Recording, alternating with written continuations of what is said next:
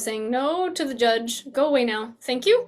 And, using all that kind of playful, childlike mindset of what sorts of fun things can I discover today.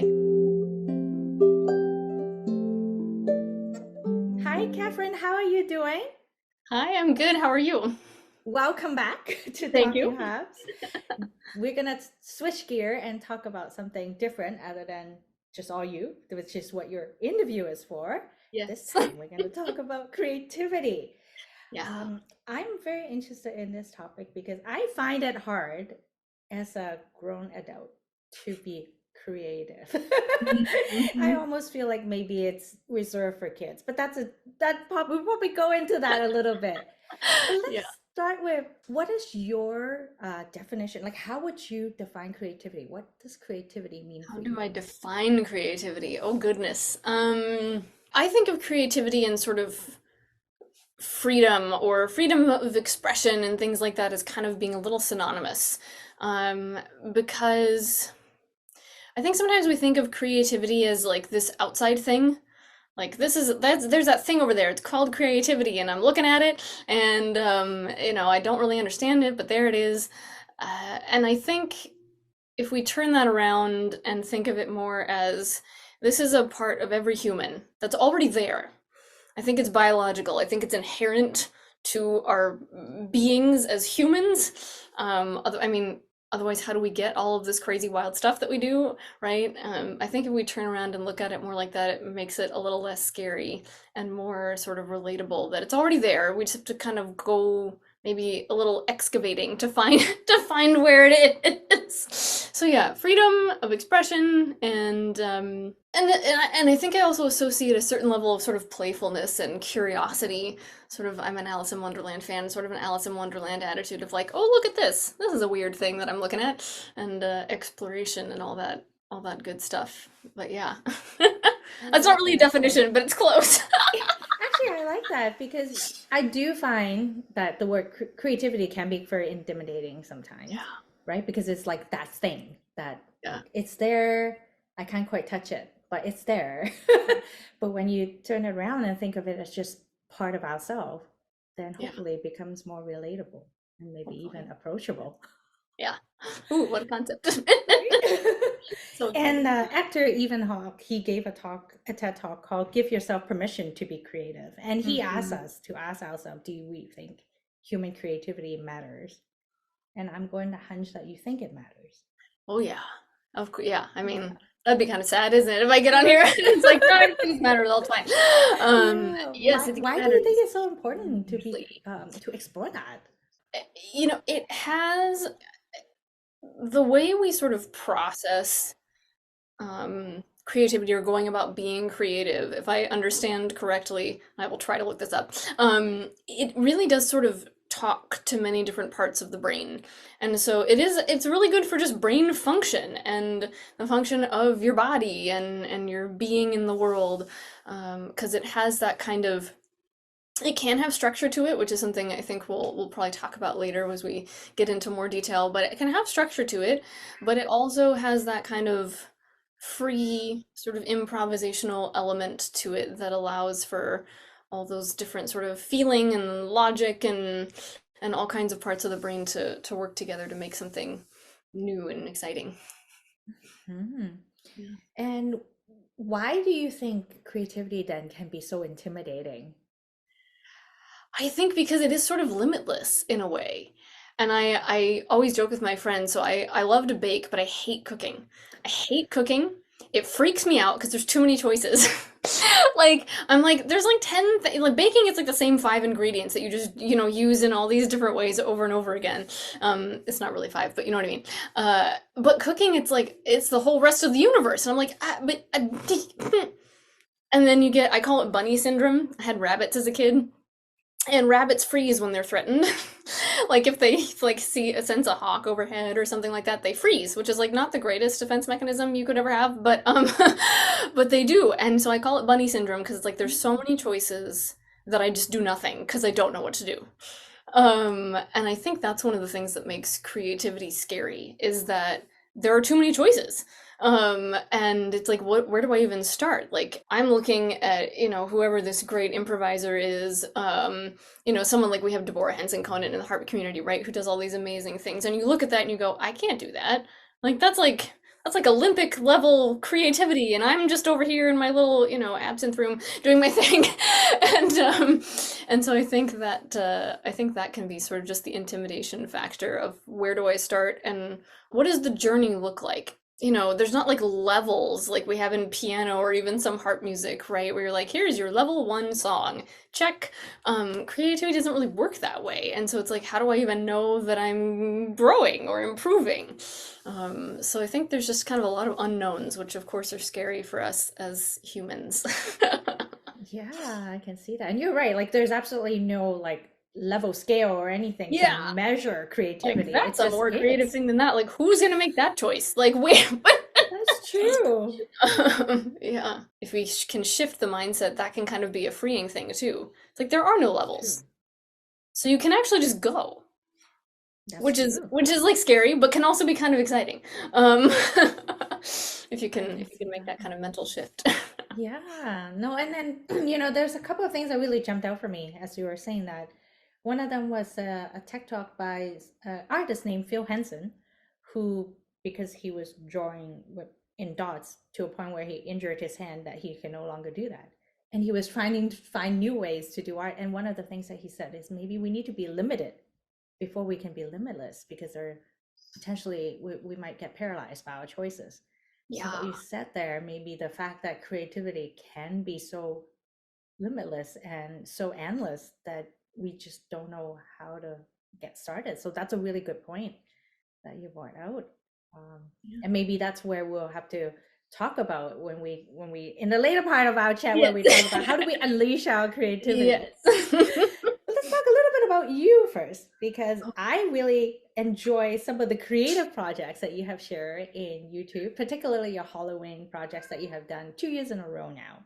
Yeah. And it takes into sort of your different talents in there. You sing, you play your harp, you have some costuming, which if I remember correctly, you do theater stuff, Yeah. right? So Yeah. there's a lot of things going on in there, and it's so fun to watch. And I'm pretty sure there's a lot of things that go behind the scene to make Oh all yes. that happen. So Yeah. would you define yourself as a creative person? Because I do see that. And if so, what do you think contribute to that creativity in you? Man. I mean, I guess to say no would be sort of a sense of false humility, which isn't really which isn't really admirable. So I think yeah, I mean, I guess when I'm thinking about it to myself, I don't necessarily use that language.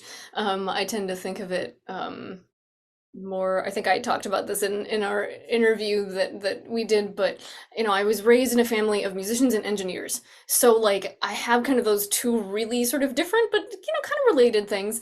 And so for me, my creativity sometimes even comes from the more engineering side of things, where okay, what's the structure that I'm in, and kind of how can I break that? Like, how can I break the rules? That rules are meant to be um, broken half the I know, times. right? Which is like within limits, as long as you're not hurting anyone else. But I kind of tend to think about that. Like for example, the Halloween series that I did this last year was totally different from what I had envisioned, which I think is another thing that you have to have the vision, but like be willing for it to be different because it probably will be, and it's just good to kind of know that like up front. But I tend to yeah think of it more in terms of rule breaking, or just kind of problem solving, like dealing with the things that come your way. So that's kind of the language that I tend to think of it in. Because I was gonna say for the Halloween videos, I ended up getting COVID, and so I lost all my filming time that I had to do the filming in for the harp stuff, and I had like one day, and I had to film all 7 videos, and I was like, well, I still can't really sing because I had COVID, and I don't really feel like putting on costumes because I had COVID. And so I was like, all right, how do we do this? Like, how do we make this into like a theme? And so that's where like the floating hands kind of came from, is because I couldn't do anything else.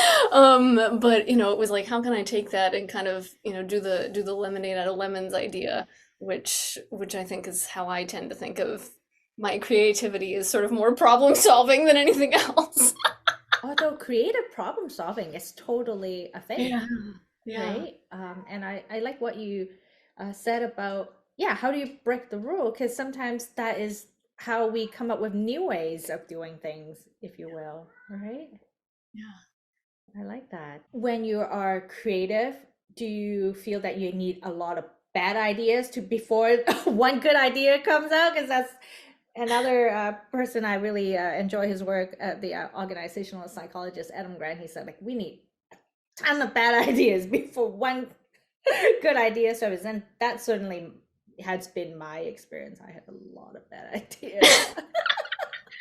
Yeah, I think the simple answer is yes, but I would also push back on the language a little bit of good and bad ideas, right? Because I think that automatically puts us into that sort of dichotomous way of thinking of like, oh, this idea is either going to be really, really good or really, really bad. And it kind of gets black and white really quick. Right. Whereas this, sometimes it might start out as a really bad idea. And then the more that you kind of work with it, you go, oh, now it's actually turned into something really cool and different.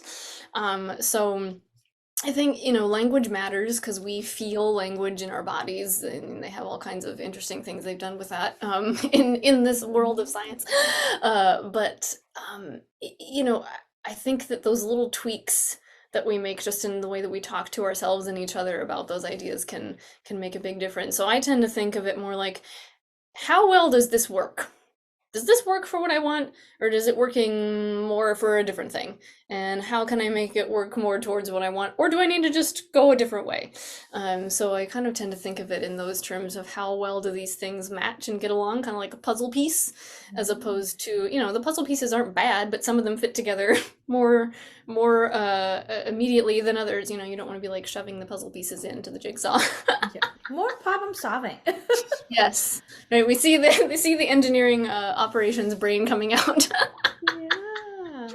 But And yeah. that's great too, because it probably give you a structure way to approach something that could potentially be a big pocket of unknown, Yeah. which Yeah. can again be very daunting sometimes. Hmm.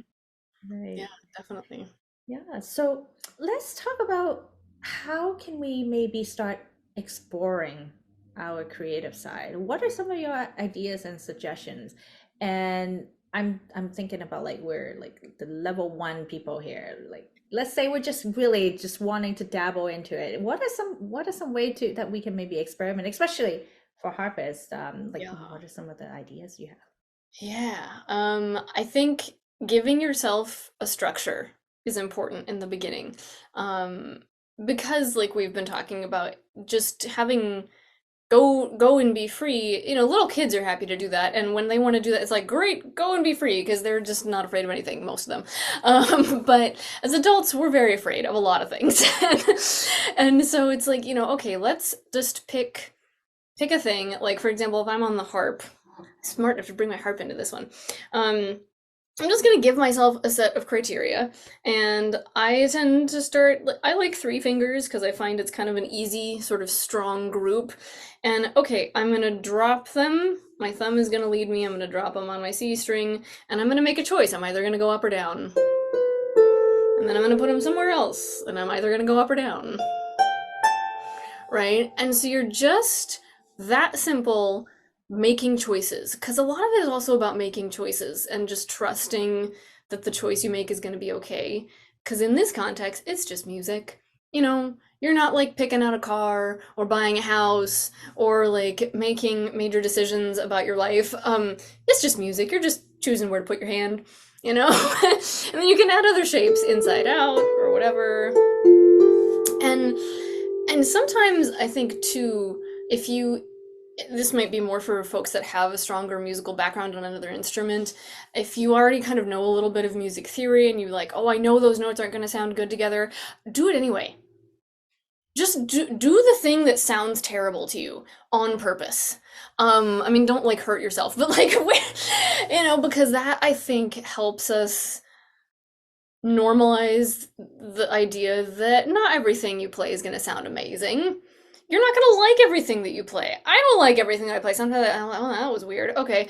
But it's like, okay, that was weird. And then you just move on, right? It's like, oh, that didn't. You just drop it. What I had, um, oh shoot, I'm going to forget who said this to me now.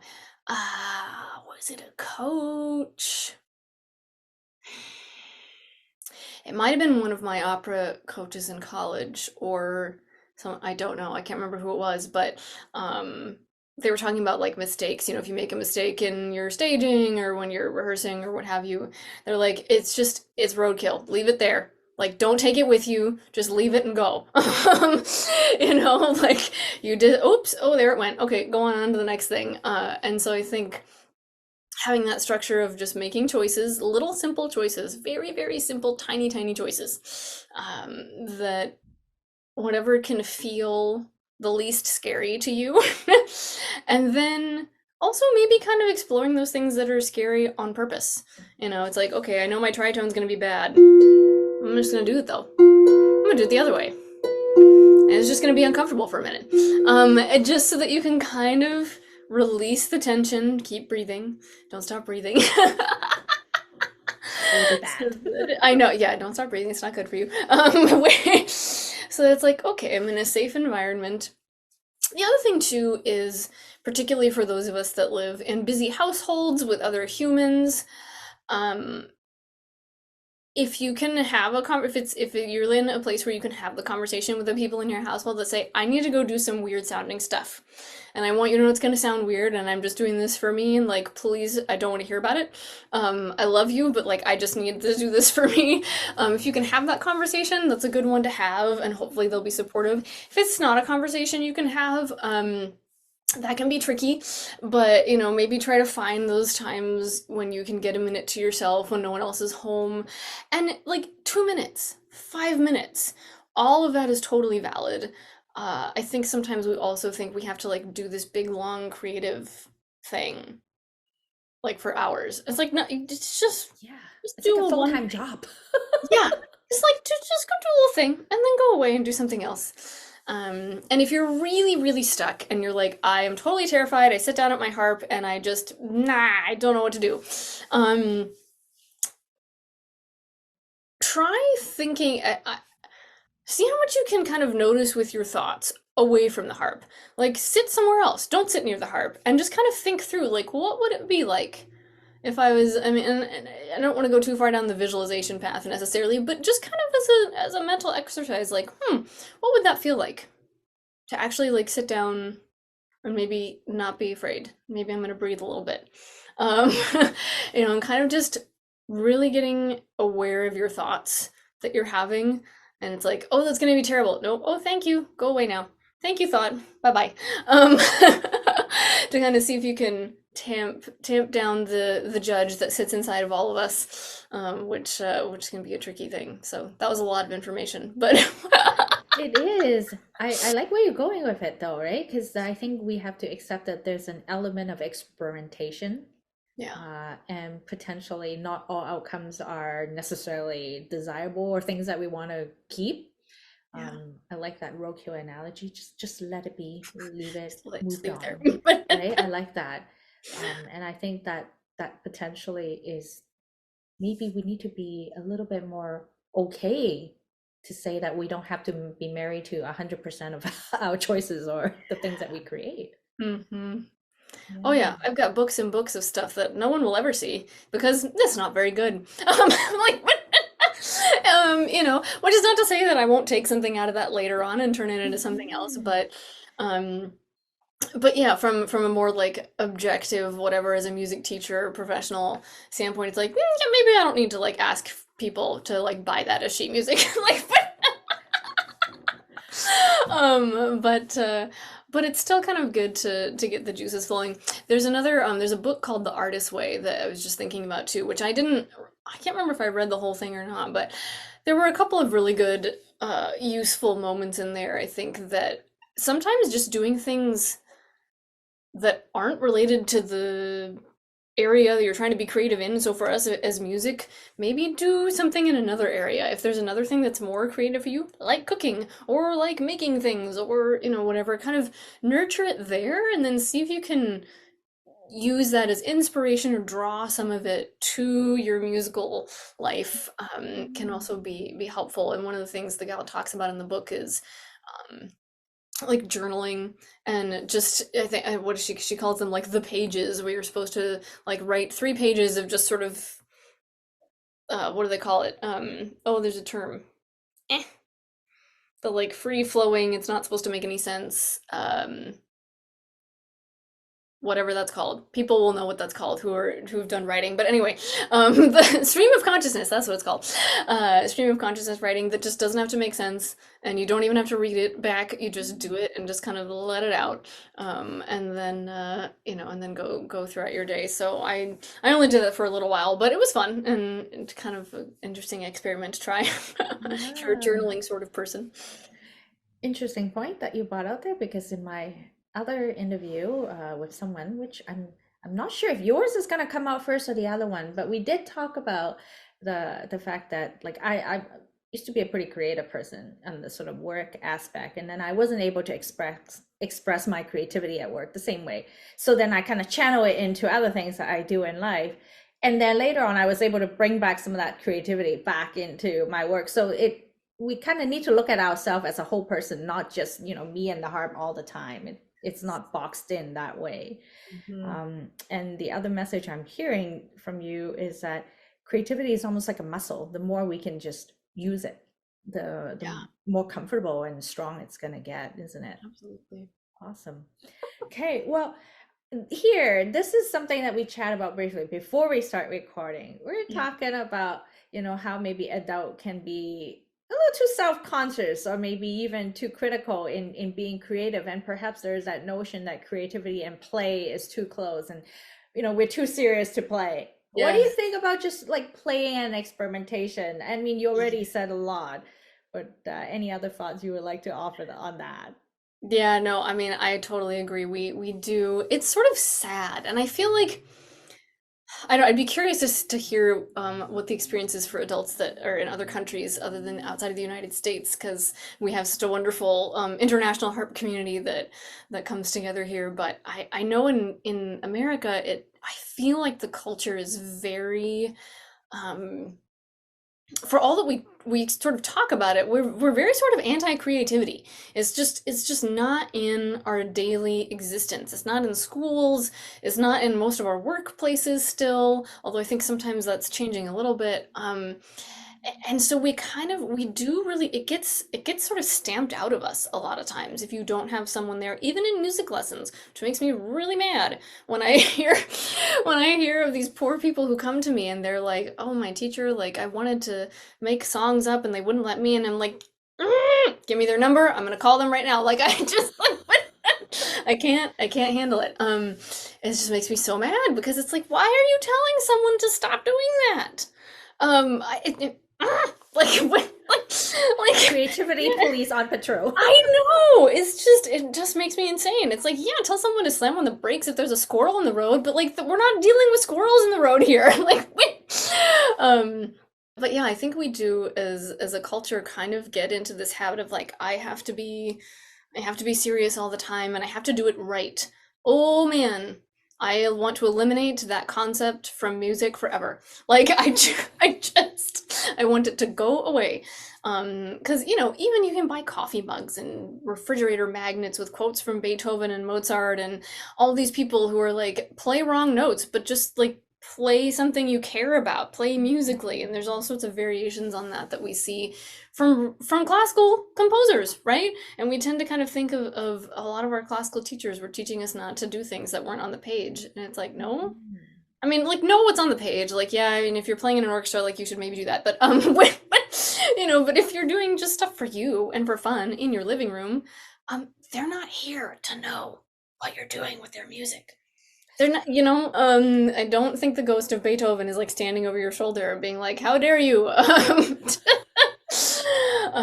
But yeah, I think using kids as a model and their playfulness just the way that they kind of look at everything as sort of a fun game, and bringing that into our music as much as possible is really, it can be a challenge. It is really hard, and I think if you can find a buddy, whether that's a teacher who is there to help you or a friend that you feel safe with, and you can kind of express all the weird things that you want to think about or play with on the harp, that can be a helpful thing to kind of have a buddy so that you don't feel like it's just you sitting it with your harp like, okay, what do I do now? True. Yeah, that can be really helpful, and that attitude of play is really, I just think it's vital. I think we just need to have more fun.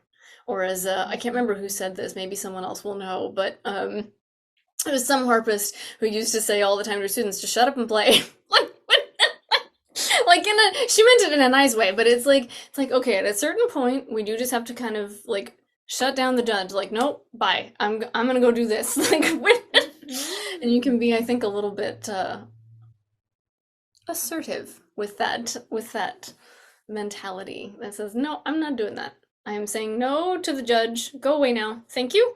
And using all that kind of playful, childlike mindset of what sorts of fun things can I discover today. That can Mhm. be, yeah, really important. So yes, very important. That's my that's like one of my many soapboxes, as everyone I'm sure is aware now. I think it's great though. You mentioned, having that safe environment, having a buddy to, be that support. And I certainly find that I have quite a bit of room for experimentation with my teacher, harp teacher, which I didn't have with my piano teacher. Yeah, They pick all my repertoire. This is what you're gonna do, and go and take this exam. So there's not really a lot of room for, even, I wouldn't even say creativity, but just for my decision making, it's not even there. And I think in some way that that makes me feel even less in control. mm-hmm. Even though everything is right out for me, Yeah, right? Like you just have to do it, but it feels very uncontrollable somehow. Whereas yeah. when I have, a buddy, a partner, a coach, a teacher who is willing to play with me, it almost, we bounce energy off each other, which is quite nice. Yeah. Yeah, Right? and I think that's the other thing too, is we can especially, as much as I love our online community, it can especially be a little bit difficult if that's your only sort of resource. Because human interaction is important, and like I totally get it's not available to everyone. Sometimes we live in obscure places, and that's not to say that it's bad or that you shouldn't take the most advantage of that you possibly can. But um, if there's any way that you can get in contact with real physical humans, to whether it's on a different instrument or a different modality altogether. Maybe you have a friend who's a writer or, does, I don't know, I have no idea, but like other creative things, they knit or they sew. Can you be creative together, even with your very different modalities? That can just be a place to sort of have that safe space, because it's very easy, especially for us nerdy people, to get in our own heads. Oh my gosh, I am the queen of getting in your own head. Like, yikes. When, so I have to make a very concerted effort to be like, nope, go away now. Okay, we're just doing this. We're just doing this. And we're just doing this. Like, And was it hard for you to tell yourself that it's okay? Because I'm like that too. Like you don't want to be in my head. It's too noisy all the I time. There's know, so right? much going on, right? Yes. How do you help calm some of those down? Like, Yeah. any specific tricks? I mean, I was really fortunate that I had a teacher who really valued improvisation and creativity, and so she kind of dragged me along as a Right. teenager and was like, "Nope, we're just playing stuff." Like, "Nope, we're just it, yeah." So she kind of played that role for me until I could learn to do it myself, and so now I have that skill a little bit to be able to say, "Okay, no," but if you don't have that person in your life, maybe I'll just start doing that. I'll just make weekly videos. Okay, tell yourself to. I'll be your I'll be Every your Monday, local check into your cheerleader. Yeah. Instagram. There's gonna be Right. a 30 Yeah. second Let's of just Kathryn telling us to be creative. be creative. Just that one line.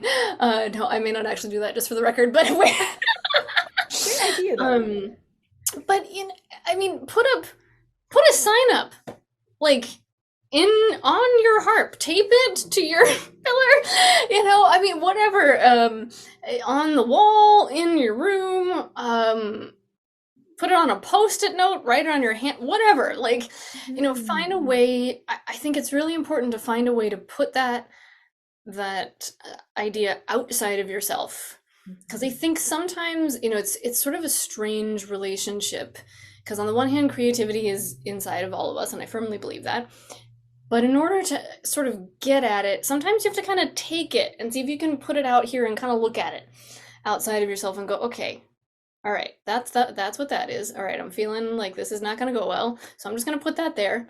I'm going to write that down on my little notepad and put it to the side, and find those ways of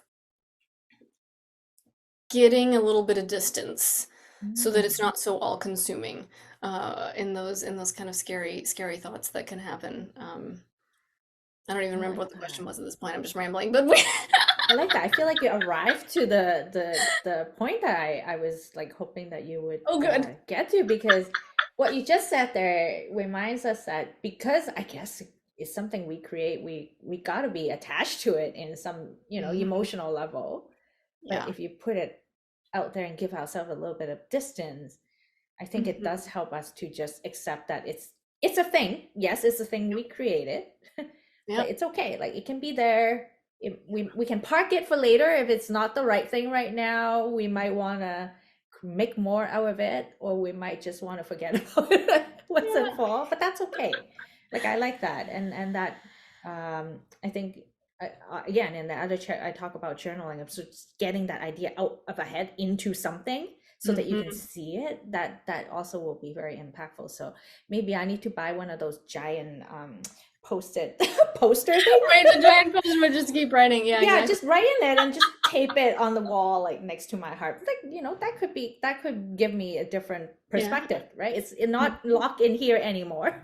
Yes. Yeah. And it would be a good reminder. I like that. Absolutely. I like that. That's fun. You could have your whole little idea wall doing, and just writing all that stuff down. And I think also in our technological age here, we have the advantage of making recordings that you don't necessarily have to listen to. That True. could be kind of an interesting experiment, because a lot of times we're just afraid to hear back, because we're like, oh my gosh, that was terrible. I hear all the things. And a lot of times what we hear is really just what we're experiencing on the inside, as opposed to what's actually coming out on the outside. And that happened a lot when I was recording the album last year, because I was like, oh my gosh, that was terrible. I had this huge long pause between this and the other thing. And then I go back and listen. Actually, that was not terrible. I was just having a terrible experience. Like,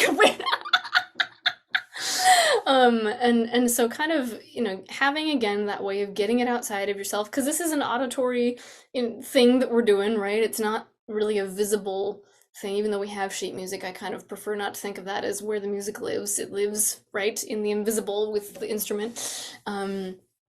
Having that way of saying, okay, I can document this, and I can just put it away somewhere on my computer. I don't have to listen to it ever. I can listen to it anytime that I want, but I don't have to. And that can kind of be maybe a little bit of a stepping stone, where if you are someone who desperately wants to be creative and who desperately wants to have all these ideas recorded, but you're a little bit scared, you can have them there. And then when you're ready, Mm. you can go back and look at them later. Yeah. One of my colleagues, because we want to have a space for that for our team to put our ideas, and she coined the term idea jar. So we have this virtual idea jar that we just tossed whatever in there. And it's such a nice way to just, even if it's just the act of writing down the idea and put it aside, and not worry about it Yeah, at that moment, because it might actually not be applicable at that moment for all we know. right. But having the ability to retrieve that idea later and Mhm. maybe do more of it, it's a good way to maybe empty our head a little bit so we can have more conversation. Yes. Yeah. Can't possibly store everything in there, Right? really. Yeah, it's like the garbage disposal. You just got to run it every once in a while, or else.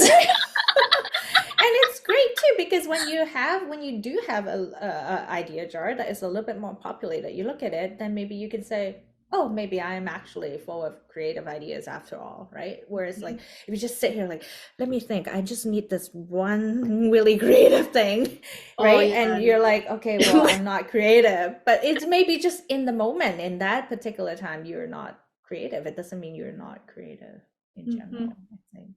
So that's Definitely. I like that. Now, you talk about recording. Let's talk about that because I personally think that if someone created something awesome and they don't share it, it's almost, it's a little bit of a waste. I mean, you can enjoy it, of course, but I would love to enjoy it too. So if you have never, put your album out or put your YouTube video out, we're missing out. But sharing is very scary. What do we do It about that? is it is very scary. And I was thinking about this as I read through your email last night. And I was like, what do I think about this? Um, I think it is really important, especially in the beginning, to have that safe space we've been talking about already today. But I think, in the age of social media, we have a wonderful opportunity, but I also think it can tip over a little bit into like I have to share all these things. And I just want to say you don't have to share anything that you don't want to share. You don't have to do that. Um, because I think, then it can easily become sort of a production, right? And maybe I should start doing that. That's all the more ideas. I'll start sharing all my bad ideas. Then other people can take them. Just to like prove that we all have them. But I think it can be really it can be challenging, and I would almost say in the beginning, if this is a really, really super new thing that you are feeling very anxious about, take that off your plate, right? Just take it off your plate of like, it's okay if this is just you in your living room. Like that's still a valid thing. So I think even in really supportive communities, and we are so fortunate in the harp community that, I mean, I rarely see anybody say anything that could remotely be construed as critical, right? But even still, sometimes the way we pay compliments to somebody else, and not that this has happened, but just as a general kind of rule, that can it can kind of mistranslate, right? And it may not feel that way to the person receiving it. And if you're sort of already scared, I would so hate for someone to take that risk and then have someone else try to be nice and have it kind of go the other way around. So I think kind of starting with your friends, or if you have a really supportive family or your teacher or whoever, if you can find even just that one person that is just gonna love you no matter what, in your life, and say, okay, I want to share this with you. I'm really scared, but I just want to play this, and maybe just don't even say anything. I just want to just have done that. Um, or we can do the thing that will totally mess up the algorithm. If you want to put it out there, turn off the comments. You don't have to have comments on there. No one's making you do that. Like, I know we're all like, we have to be famous on YouTube, and so you have to do all the things that are going to make the comments happen. No, you don't. See, I like to break the rules. Says who? I don't know, like, when, who are the YouTube police that are going to come yell at me if I turn off my comments? There are ways of doing that that can just kind of be okay. Or put it up anonymously. Make a totally separate account that has a different name. This is the beauty of the internet, right? You can kind of hide a little bit. So anything that you can do, again, if this is something that you want to do but are afraid to do, anything you can do to kind of make yourself feel safe. I think, and then as you see what happens over time, maybe you'll grow in confidence where you feel like, hey, this is me. Now I can kind of come out from behind the big green curtain like the Wizard of Oz, um, and do it that way. I think that's a good way to start. But find what one final thought, which is kind of like sort of in the realm, but also a little bit on another topic, as I usually do. Find the thing that feels right to you for what you're doing. And that kind of falls into the category in my mind of like how to take advice from people. Like if I'm saying things here today that you're like, wow, that's insane, then do something else. Like, um, because you are the only person that knows what it's like to be inside your body. And that will always be true from beginning to end, right? We are the only human beings on the earth at this time that are going to know what that is like to be us. And therefore, you get to be the person that makes that choice. To say, I feel ready to do this. I don't feel ready to do this. I used to make my coaches really mad in graduate school because they would be like, you should sing this aria. And I'd be like, it doesn't feel right yet. And I would just keep saying no. And they were like, what is wrong with you? Like, why? And it didn't feel right. So I didn't do it. And then when I finally did and I felt ready and it was actually really good and it went well and, and all that stuff was good. But if I had done it before, I don't think it would have gone as well. So I think just kind of, again, giving yourself permission to be in that driver's seat, and take the advice and support of your friends, but always know that you're really the one in charge of your decision making, and that's for you to do, and that's good. That's okay. Yeah, that's great because yeah, we don't want to turn it into a performance, right? I think at the end of the day, it should be something that we do because we want to do it. Yeah. Yeah. Okay, I like that. Right. So, do you have a lot of adult students who want to get into being creative with the harp? Do you find that there are that desire for people to be creative when it comes to the music? And if so, beyond some of the things that you have suggested, what might be some other creative projects that maybe some of the ideas that you didn't bring into fruition that you want to share? Yeah, there Maybe you one go. of us will end up picking it up. What are some other projects that we can consider that might, allow us to explore some more? Yeah. I do have a lot of adult students and it's sort of funny, some of them I've had for a few years now, and initially everyone kind of comes in with the same like, oh, I want to play like these three songs and this is Oh kind yeah, and I want to play it of to exactly how the sheet music write it. right. Yeah. And I do that a lot. or whatever it is. And what's really interesting is over time, because I always kind of try to lead gently so that I don't want my students to feel like I'm forcing something on them. But at the same time, I want to kind of see if I can draw out some of that creativity in the music, right? And what's interesting is after they've been with me for a while, suddenly one day they'll say, "Actually, I kind of really want to learn to improvise. Like, can we do that?" It's like, yes, we can absolutely do that. And we've kind of secretly been building the blocks for that already. I just didn't tell you. But we, but it's kind of that. Okay, am I ready yet? Like, am I ready to sort of peek my head out of the out of the little foxhole there? And so I think as I always say, start with something you like. Pick a song you like, pick a song you know. And I was always really afraid of composing, which is hilariously ironic now because I do all these weird sort of arrangements and I have even composed some stuff. A lot of it's not published, but I've dabbled and I think, again, starting with a structure. So start with an arrangement you really like. If you like one of Tiffany's arrangements, get her arrangement or Anne's or whoever's, Sylvia Wood's, like take that and see, okay, what if I just changed like a different chord here? What if I change this little, it's sometimes a good way, what if I change the ending? That's where I usually like to start. Oh, what if I ended on a different note? Just for fun. To see what would happen. And I think too that's where a little bit of knowledge of chords and some real basic music theory can help slightly, because again it gives you a structure, it gives you a framework to go off of, as opposed to like play any of the 34 strings on your harp. You're like, what? So there's actually some good resources out there. Musictheory.net is one that is still free. I think they have like a paid app you can get, but the website is still free, and they have little lessons on there about like chords. A lot of them are geared more towards piano and guitar, but a lot of the piano stuff does translate to the harp because it's just on staff paper. It's not like it's on a keyboard or anything. I think that's a separate like tab on their website. But they have lessons and exercises and tools so that you can practice getting to know chords and getting to hear intervals and pitch recognition and things like that. So if that's something that's of interest to people, it's a good, musictheory.net is a good free resource. I don't get any kickbacks from that. That's just It is a good way though. As you're talking about that, it reminds me, well, one of my first, I guess, creative project, if you will. Maybe Josh didn't intend it that way, but it certainly played out that way.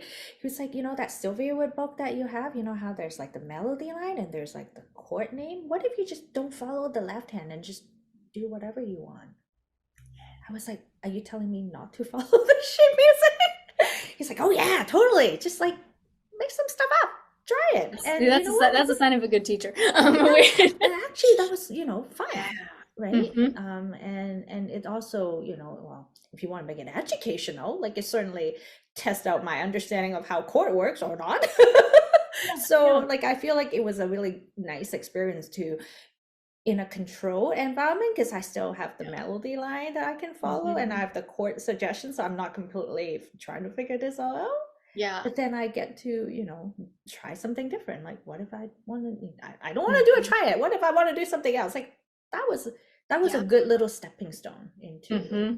I do the same thing. I'm like, we're just gonna ignore the left hand for a minute. Just do the chords. It's gonna be fine. And I think Tiffany also has some little resources of like, Mm. um, what are they? They're like little example like sheet things maybe on her Patreon or Hmm. something. I don't totally know. But where it's like, oh, here's some ideas that you can take and like Yeah. patterns you can put. But yeah, it's like finding. Like, here's the structure, here's what we have, and what's like the one thing we can maybe tweak? Just tweak Mhm. one thing, right? And see how that goes. And then maybe tweak another thing. Whether Mhm. that's the shape of the chord or the inversion, if you know what an inversion is, Yeah. and all that good stuff. And the other thing that's really fun to do if you kind of are more willing to like I'm just willing to play anything and experiment but I'm afraid it's going to sound kind of wonky is doing the fancy term is enharmonic tunings. You don't have to know what that means. It just means you're making two strings be the same note. So if your harp is in E flat, this is also a pentatonic tuning. It also sounds like the old Disney books. It is now time to turn the page. Um, and the little like harp glissando they would have in there. So if you're in an E flat harp, you want to put up your D and your G levers, I think. Yeah. And what that does is it takes out, it is now time to turn the page. Okay. It takes out all of the half steps. And if you don't know what half step is, it just takes out all the notes that make things sound like they don't go together. So you can literally play anything.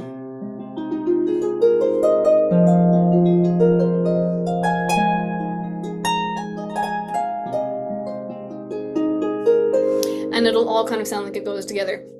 If your harp is tuned in C, you want to put up the E and B levers. So Mm. E flat, harp, D and G. Yeah. If you're tuned to C, E, and B. Is that right? Yes. Mhm. Yeah. Okay. Sorry. I just was having a moment there. I was like, I forgot how scales work. Okay. But that's kind of like a safety tuning. Um, Yeah. so that everything is going to sound great. So even if you go to a different, totally weird place, it's fine. Mhm. And I think it's so important to remember that being creative doesn't mean you have to like write a whole song like all Goodness from no. scratch by yourself. Like that's not what that is about. No, no, no, no. Yeah. In fact, I would say even if that's your goal, just kind of, take it and with love, just kind of shelve it for a little bit. Um, Only because you want to have kind of tools in the toolbox to work with.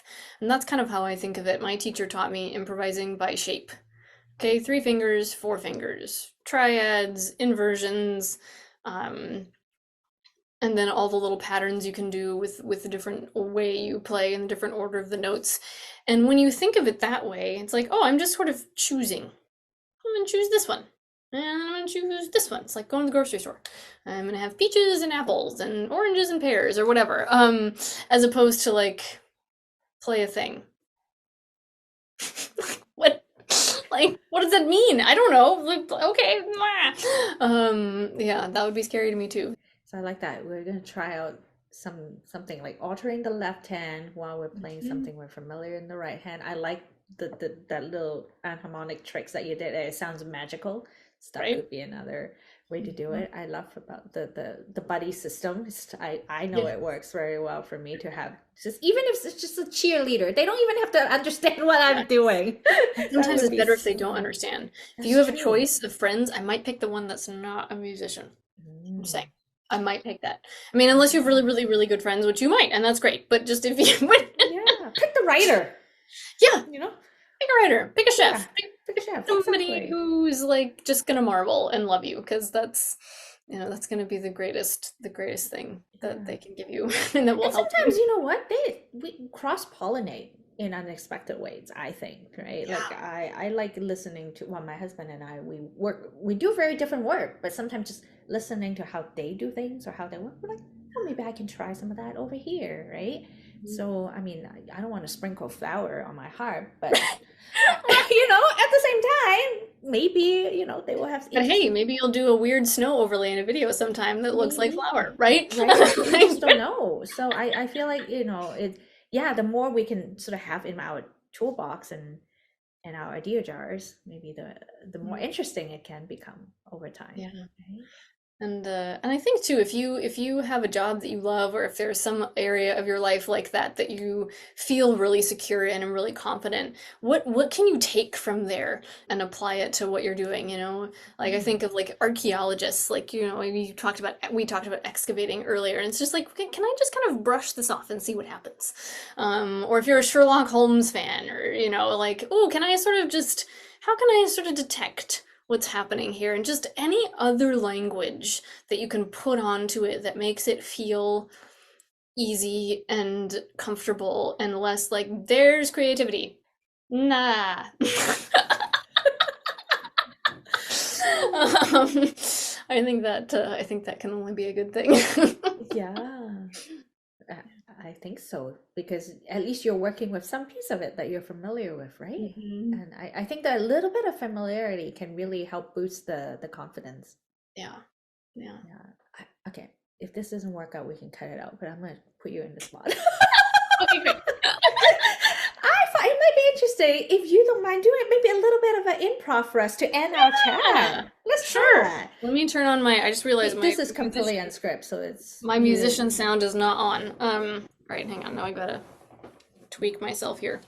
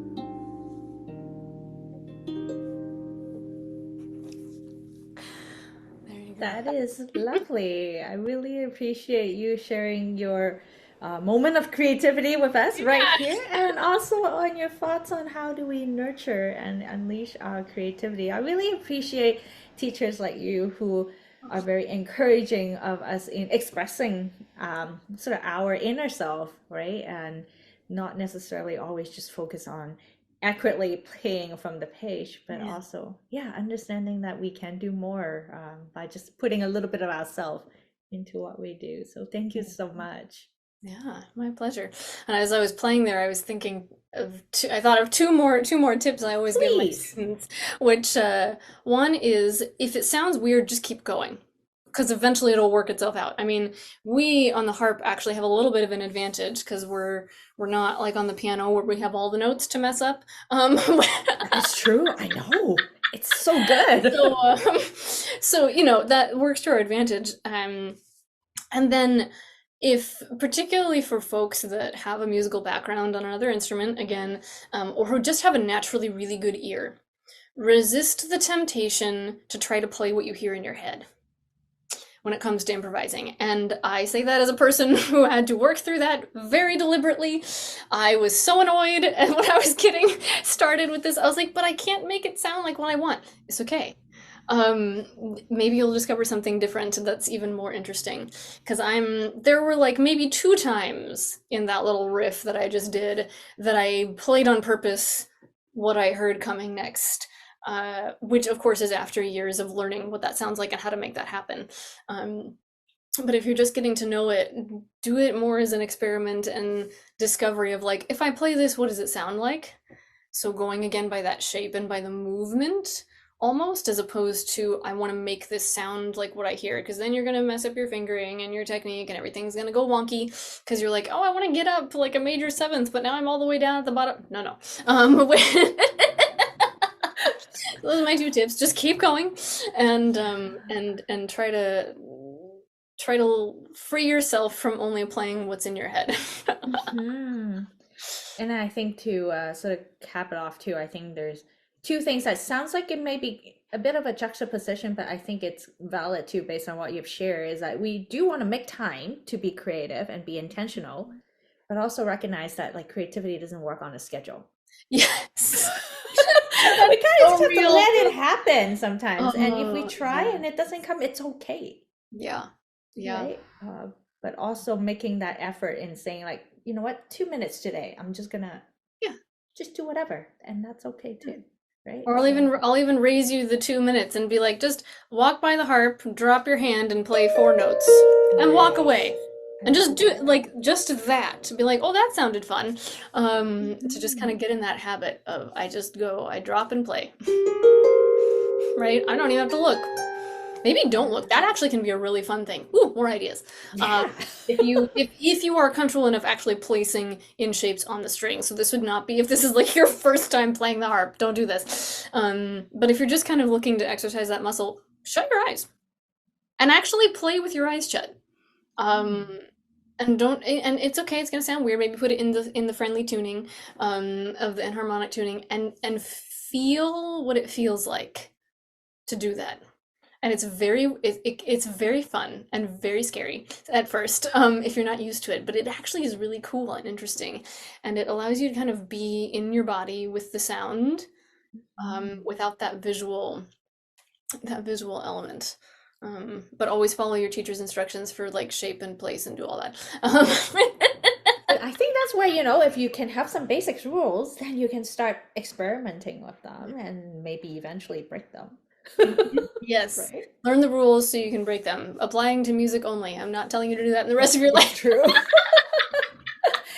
And yeah, I do think the harp, because of the way it's set up, it actually does make life a little bit easier when it comes to playing with these things. So I like that. Maybe that's my 2 minutes or 4 notes today. I'll just try it in different keys and just see what that sound like. Have a little fun with it. Love it. Try weird tunings. Try Hungarian minor. Oh, I'm gonna have to look that up now. I know. It's like a minor scale, and then you raise the 4th and the 7th notes in the scale. And if Maybe you don't for Halloween next year, don't worry about it. I did a couple in Hungarian minor this last year. Yeah, okay. I had to look it up because I accidentally wrote a song in Hungarian minor, and then I was like, "What is this? I don't even understand what key this is in." I had to Google it. Like, what? Oh, there's a name for this. There's a name for this. It's Hungarian minor. Okay, good. Cool. But yeah.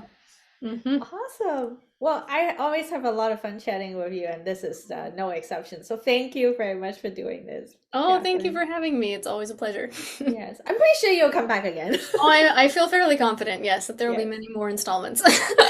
Awesome. Well, have a good rest of your day. Thank you. You too.